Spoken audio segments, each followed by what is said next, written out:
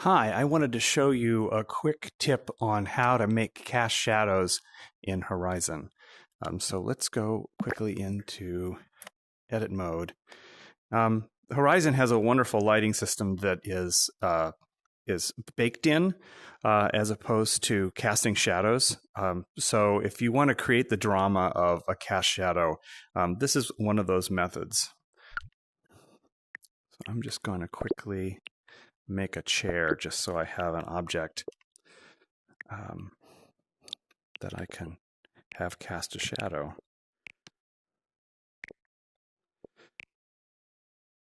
In the early days of video games, like in the 90s, when computers just weren't powerful enough to be able to have real lighting, you ended up having to use a lot of theatrical sort of faking it. You would paint the shadows in, or you would change the color just slightly, or the value just slightly from one surface to the next to give the illusion that you have a cast shadow. So being in Horizon isn't much different than, basically being in the theater. So I have to say, I sure love snapping. It has made a world of difference as far as precision and speed. So I'm just going to make my quick little chair.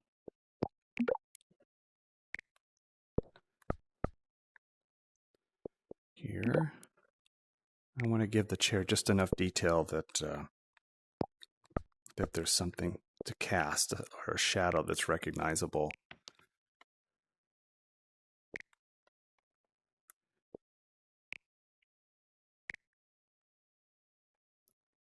Let's see.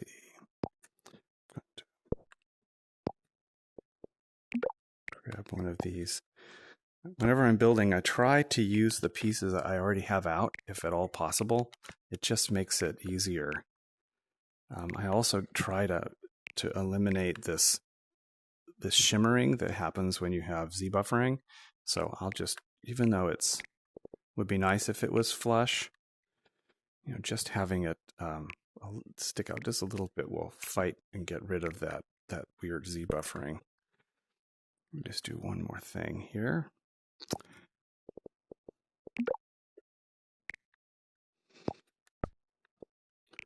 Bring you down and bring you up.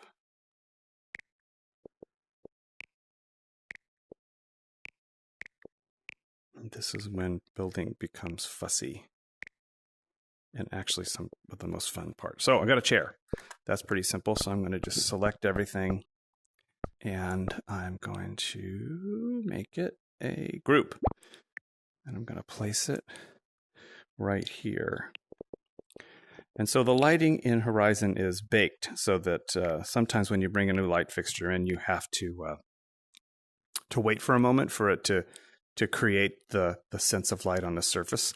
That's really nice. We just didn't have that in the early days of video games. So the way in which you do a cast shadow is you make a duplicate of the object that you're going to turn into a shadow. So I'm going to just make another one of these guys. I'm just going to move it up here just so it's this. And I'm going to kind of turn it at an angle like this for interest. And then I'm going to tilt it like this. So I want to make sure that some of this detail is in there. I want to feel like the light's coming from this light source, hitting this surface, and then you can see the negative space here. So the way I'm going to turn this duplicate of this chair into a shadow is I'm going to make one more shape, which is just to take a cube here, and I'm going to make sure that it's aligned, and I'm going to group it, but I'm going to group it by grouping the square first. So this is already basically at the angle that I want it to be to create the shadow, but this one is going to be the one that's going to control how I do that. So I'm going to select that first, then select this, and then I'm going to group it.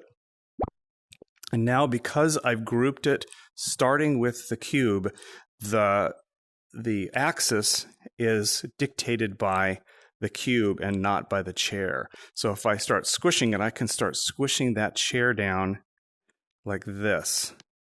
And because I have it at an angle, I'm getting a really interesting potential shadow. So before that, I don't need this cube anymore. So I'm going to go inside here, and I'm going to just select the cube and get rid of it, and then come out of it. So notice that even though the cube is gone, I still have the ability to control how I squash this based upon the cube that was in there. Now, if I ungroup this, it'll go snapping back to a regular chair. So I don't want to do that. So before I squish it all the way, I'm just going to paint it a nice shadow color. And one could go black. You know, it would be easy enough just to have a nice black shadow. That would work. But, you know, the light in here, there's some bounce light. So maybe I'm going to go with something that's a lighter color. We can always change this later if we want. And I'm going to squish this all the way flat. And I'm going to, and it's still on this, because the square was aligned to the world. That means that my shadow is aligned to the world. And so I'm going to just bring it down here, and I'm going to start to align it with the, it's going to be a little finessey here.